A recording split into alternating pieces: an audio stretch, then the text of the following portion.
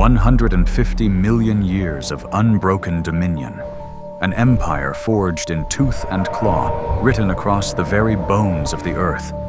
They were the undisputed masters, the ancient rulers of a world teeming with life, a dynasty so absolute it seemed it would last for eternity. But from the silent, unforgiving cosmos, an executioner was already descending, a 6-mile-wide harbinger of celestial fury, set upon a collision course with destiny. We have all been told this story. The day the sky fell, the day fire rained down, and a world of giants was wiped clean from the slate of existence. The grand, tragic finale. But what if that is not the end of the story? What if the tombstone we carved for them was premature? What if the word extinction is a profound and spectacular lie? Now, let us journey back to the day the world changed forever and witness not just an ending, but the dawn of an astonishing new beginning.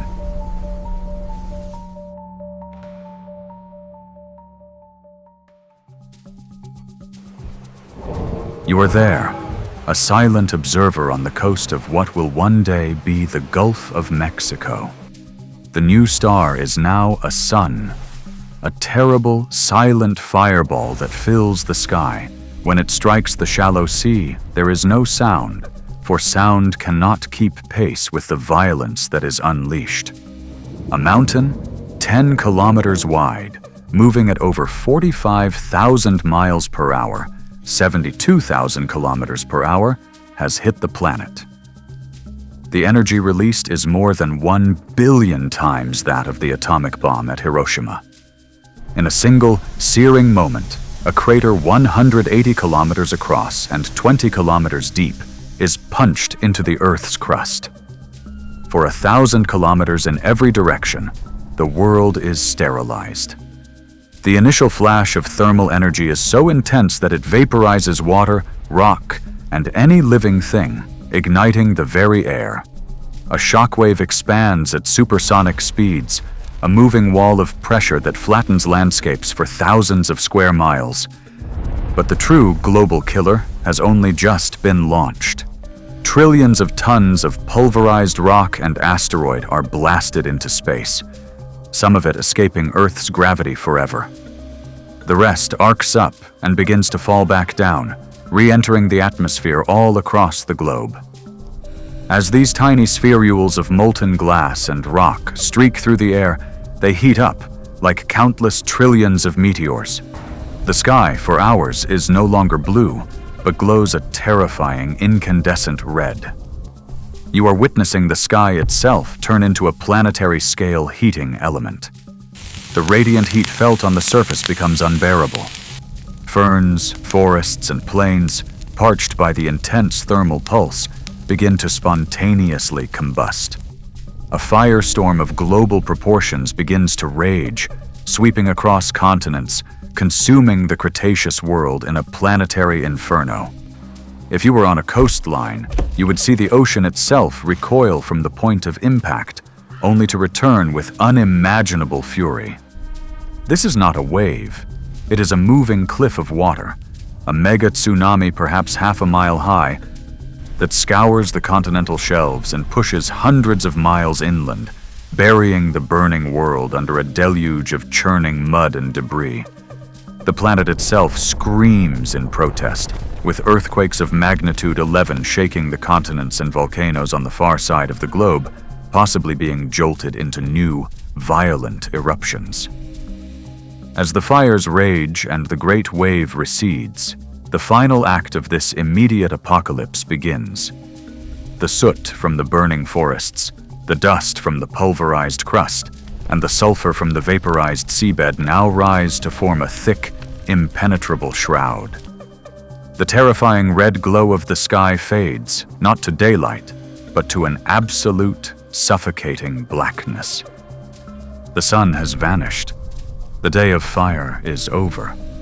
The age of darkness has begun. The day of fire has passed. Now, you must endure the long night. The sun has not risen. It will not rise for months, perhaps for years. The vast quantities of soot from the continental fires and, more critically, sulfate aerosols from the vaporized sea floor have created a chemically stable shield in the upper atmosphere. This stratospheric veil is now blocking almost all sunlight from reaching the Earth's surface. The planet is plunged into a state of artificial night, and with the darkness comes a devastating cold. Temperatures plummet by as much as 25 degrees Celsius, 45 degrees Fahrenheit, bringing ice and frost to once tropical latitudes. This is the true engine of extinction. The immediate blast was a regional catastrophe. This long winter is a global execution. The first to die are the foundations of all life, the plants. With no sunlight, photosynthesis ceases. On land, the surviving flora withers in the dark and the cold. In the oceans, the phytoplankton, the microscopic organisms that form the base of the entire marine food web, are annihilated. The seas become a sterile chemical soup. From here, the collapse cascades upwards with terrifying speed. The great herbivores, a triceratops or a herd of Edmontosaurus that may have miraculously survived the initial cataclysm, now face a barren world. Their immense bodies, which required a constant, massive intake of vegetation, become metabolic prisons. They are the first of the giants to starve in the darkness. And when the herbivores die, the carnivores must follow. A ruler like Tyrannosaurus Rex, built to hunt and dominate a world of plenty, is now a ghost in a global graveyard. Its keen senses are useless in a world devoid of prey. The last of the tyrant kings likely spent their final days scavenging the frozen carcasses of their former subjects, their reign ending not with a roar, but with the silent, creeping death of starvation. This story of a global winter is not speculation. It is written in a thin, dark line in the rock strata of our own world. Geologists call it the KPG boundary, a geological tombstone separating the age of dinosaurs from the age of mammals. Within this layer, we find the clues. A spike in the element iridium, rare on Earth but abundant in asteroids, the chemical signature of the killer. We find shocked quartz, its crystalline structure shattered by the unimaginable pressures of the impact. And we find a thick deposit of soot, the final ashes of the Cretaceous world's funeral pyre. Below this line, the rock is rich with the fossils of the last dinosaurs. Directly above it, they are simply gone. An entire world erased. The age of giants was over, smothered beneath a blanket of ash and cold. But in the deepest shadows of this global tomb, something small, something resilient was stirring. How does life endure a planetary execution? In the desolate aftermath, survival was not a contest of strength. The mighty and the powerful were the first to fall. Survival was a game of shadows, won by the small, the resourceful, and the patient. To live through the long winter, you needed a very specific set of tools. You needed to be small enough to hide, with a metabolism that could run on fumes, and you needed to be a generalist, capable of eating anything that the apocalypse left behind. You find a burrow, hidden amongst the roots of a dead tree. Peering inside, you see it. A tiny, shrew-like creature, no bigger than a mouse, its whiskers twitching in the dark. This is one of our own ancestors, an early mammal. Its small, fur-covered body conserved heat. Its nocturnal habits were already suited to a world of darkness. It survived by feeding on the new foundation of the global ecosystem, detritus. It ate the insects, worms, and fungi that thrived on the endless acres of rotting vegetation and decaying carcasses. While the giants starved above, our ancestors inherited a world of scraps, and it was enough. In a half-frozen swamp, another kind of survivor endures. Beneath a sheet of ice, a crocodile lies in a state of suspended animation. Its cold-blooded metabolism, a relic of an ancient physiology, becomes its greatest asset. It can survive for months without a meal, its internal fires banked low, waiting for a warmth that may never return. Turtles, amphibians, and lizards also found refuge in the water and mud, their slow metabolisms shielding them from the starvation that claimed the warm-blooded titans. But these are not the most significant survivors. As you scan the gray landscape, you see a flicker of movement. Huddled in the crevice of a fallen rock is a small creature, covered not in scales, but in a thick coat of feathers. It uses a hardened, toothless beak to probe the ash, searching for seeds that have lain dormant since the old world burned. It looks, to your modern eyes, like a bird. But you must understand, this creature too is a dinosaur. The word dinosaur had always conjured images of giants. But the truth is, the Mesozoic world was full of dinosaurs of all shapes and sizes, including many small, feathered species. And it was within this group that the tools for surviving the apocalypse were perfected. Their feathers, which evolved long before flight, provided unparalleled insulation against the bitter cold. Their beaks were the ultimate survival tool, allowing them to crack open the tough shells of seeds, a vital, nutrient-rich food source that could endure for years in the frozen soil, a planetary pantry for the survivors. And their small size meant they needed only a few seeds or insects a day to survive. The great tyrants were gone. The colossal herbivores were fossils.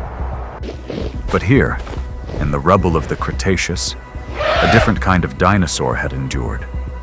This was not an end, but a bottleneck, a crucible that would forge the next rulers of the sky, the feathered heirs to a lost empire. This new world is an empty one. The great ecological niches, held for 150 million years by colossal herbivores and their terrifying predators, are now vacant.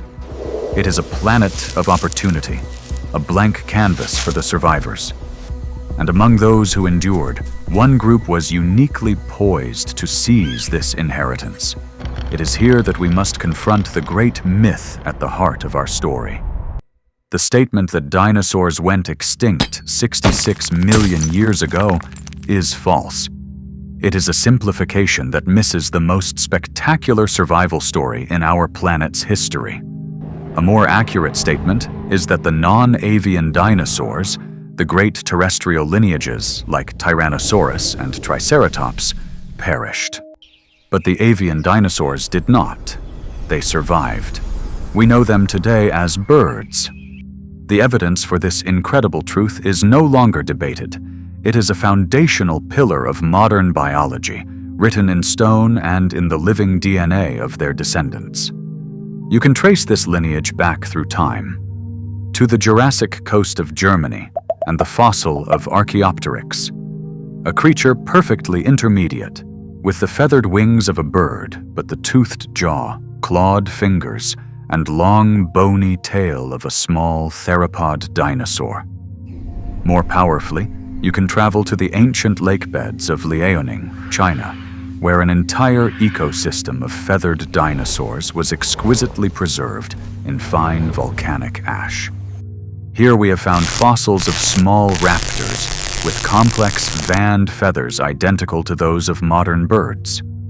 We see evidence of a wishbone, or furcula, a feature once thought unique to birds, in creatures like Velociraptor. We have found non-avian dinosaurs like Oviraptor sitting on nests of eggs, brooding them in a posture indistinguishable from a modern chicken. The hollow bones, the respiratory systems, the very way they grew. The connection is absolute and undeniable. Freed from the shadow of their larger cousins, these avian dinosaurs exploded in a riot of evolution known as an adaptive radiation. Their survival toolkit, flight, Feathers for insulation and infinitely adaptable beaks allowed them to colonize every continent and diversify into every conceivable habitat. In the millions of years that followed the impact, they filled the void. Some became giant, flightless predators, the terrifying terror birds, briefly reclaiming the mantle of apex predator from the rising mammals. But most conquered the skies. They evolved into the 10,000 species that fill our world with song and color today. So when you next look out your window and see a hummingbird hovering at a flower, a hawk circling on a thermal, or a common sparrow on a branch, you are not just looking at a bird. You are looking at a direct, living descendant of the most successful dynasty of rulers the Earth has ever known. You are looking at a modern dinosaur. We began our journey by witnessing the end of a world, an apocalypse of fire and ice that closed the book on the age of giants. We walked through the silent, frozen ruins and believed we were exploring a graveyard. But we discovered that the story was not over. The asteroid did not cause an absolute extinction. It was a violent filter, a cosmic test of survival. The dinosaurs' 150 million year reign did not end. It was transformed. The lineage of the tyrant kings and the vast herds was severed, but the dynasty itself endured, trading terrestrial dominance for mastery of the air. It serves as a profound reminder that life is resilient, and extinction is not always an ending. Sometimes it is simply a gateway to a new and unexpected beginning. This incredible story of survival changes how we see the world. What modern bird most reminds you of its ancient dinosaur ancestors? Let us know your thoughts in the comments. To ensure you don't miss our next chronicle of the ancient world, be sure to subscribe and activate the notification bell.